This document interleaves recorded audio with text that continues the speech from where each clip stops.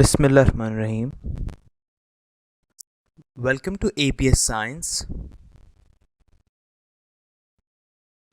So let's start with our chapter Physical Quantities and Units. Our first learning outcome is base quantities and derived quantities. So before starting, we must know what is a physical quantity.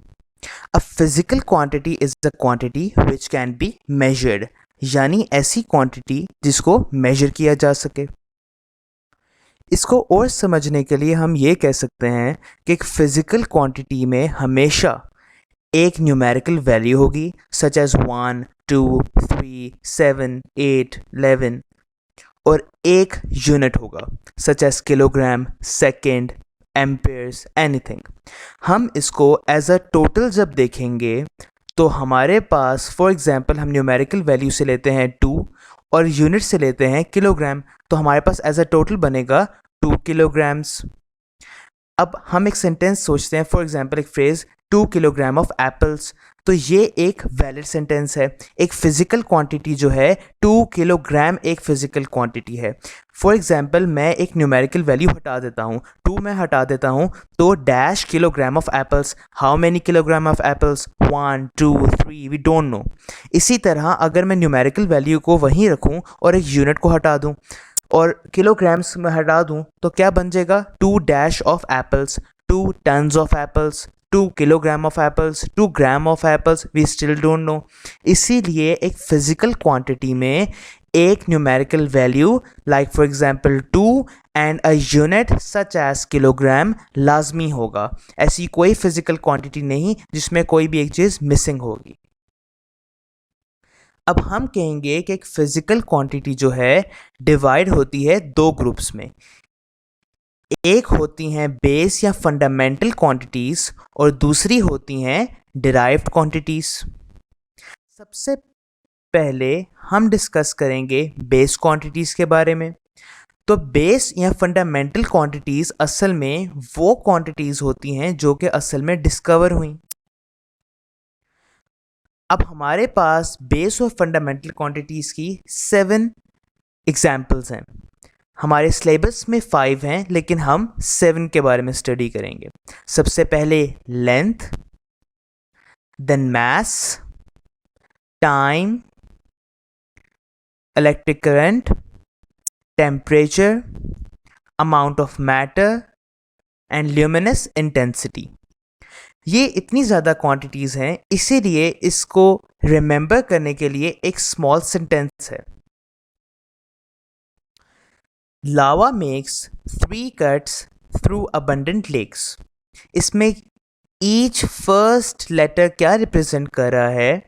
L stands for length, M stands for mass, T stands for time, C stands for current and T stands for temperature, A stands for amount of matter and L stands for luminous intensity। अब हम चलते हैं derived quantities की तरफ। तो derived quantities are those quantities which are formed by one or more base quantities, यानी ऐसी quantities जो कि एक या एक से ज़्यादा base quantity से बनी। अब काफ़ी जगह मेंशन है 2 or more बेस क्वांटिटीज़, जो कि गलत है। ये असल में 1 और मोर बेस क्वांटिटीज़ है। मैं बाद में जाके एक ऐसी एग्जांपल दूंगा डेराइव्ड क्वांटिटी की जो कि एक बेस क्वांटिटी से बनी हो गई, लेकिन उससे पहले डेराइव्ड क्वांटिटीज़ की न्यूमरल एग्जांपल्स हैं। हम एक एग्जांपल लेते हैं area, velocity, force, acceleration and etcetera. इसकी बहुत ज़्यादा एग्जांपल्स हैं। अब इनकी डिटेल में जाने से पहले हमें एसआई यूनिट्स के बारे में एक अच्छा कॉन्सेप्ट होना चाहिए। तो एसआई यूनिट्स क्या होते हैं? SI units is a standard tool और technique which helps us to measure a physical quantity.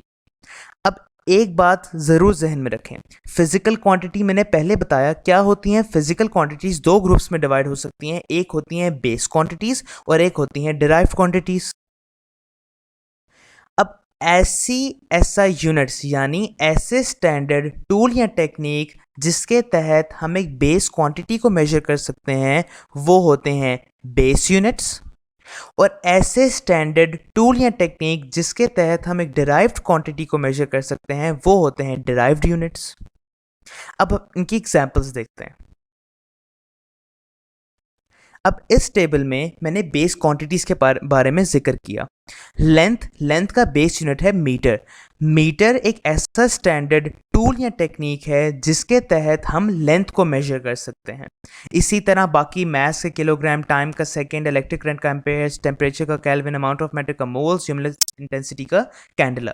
अगर आप केल्विन देखें तो केल्विन एक ऐसा स्टैंडर्ड टूल या टेक्निक है जिसके तहत हम टेम्परेचर को मेजर कर सकते हैं। इसी तरह अगर हम डिराइव्ड क्वांटिटीज़ देखें तो डिराइव्ड क्वांटिटीज़ के डिराइव्ड यूनिट्स हैं। एरिया का metre into metre, force kilogram into metre per second divide by second, velocity metre per second, और इसी तरह बाकी जो डिराइव्ड जितनी क्वांटिटीज़ होंगे उनके भी इसी तरह डिराइव्ड यूनिट्स और सिंबल्स लिखे जाएंगे। ये टेबल बनाने का मकसद ये था कि मैंने डिराइव्ड क्वांटिटीज़ के इंट्रोडक्शन में आपको ये कहा था कि डिराइव्ड क्वांटिटीज़ एक बेस क्वांटिटी से भी बन सकती है, यानी कि आप ये ज़रूरी नहीं है कि 2 या 3 क्वांटिटीज़, जैसे कि वेलोसिटी अगर आप देखें तो 2 बेस क्वांटिटीज़ यानी मीटर जो कि लेंथ है, सेकंड जो कि टाइम है, 2 बेस क्वांटिटीज़ से बनी है। एक बेस क्वांटिटी से भी डिराइव्ड क्वांटिटी बन सकती है। बेस्ट एग्जांपल है एरिया।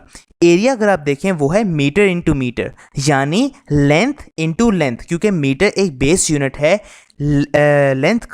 लेंथ एक बेस क्वांटिटी है। आपने एक ही बेस क्वांटिटी को 2 दफ़ा मल्टीप्लाई किया, लेंथ इंटू लेंथ, यानी मीटर इंटू मीटर। तो बेशक आपने एक क्वांटिटी को 2 दफ़ा मल्टीप्लाई करें, 4 दफ़ा करें, 6 दफ़ा करें, रहेगी तो वो एक ही क्वांटिटी ना। लिहाजा एरिया जो है एक ऐसी डिराइव्ड क्वांटिटी है जो कि एक बेस क्वांटिटी जो कि लेंथ है उससे बनी हुई है। आपने एक ही क्वांटिटी को 2 दफ़ा मल्टीप्लाई कर दिया, a quantity is multiplied twice. ये था। इसी तरह अगर आप देखें मैंने यहाँ पे मेंशन नहीं किया वॉल्यूम की एग्जांपल। वॉल्यूम में मीटर, आप मीटर क्यूब लिखते हैं, यानी metre into metre into metre, यानी length into length into length. आपने एक ही क्वांटिटी, एक बेस क्वांटिटी जो कि है लेंथ, आपने उसको 3 दफ़ा मल्टीप्लाई कर दिया। A quantity is multiplied thrice a time, लेकिन रही तो वो एक ही क्वांटिटी, लिहाजा वो भी एक डिराइव्ड क्वांटिटी है जो कि एक ही बेस क्वांटिटी से बनी है। तो ये इसका मकसद था। Thank you.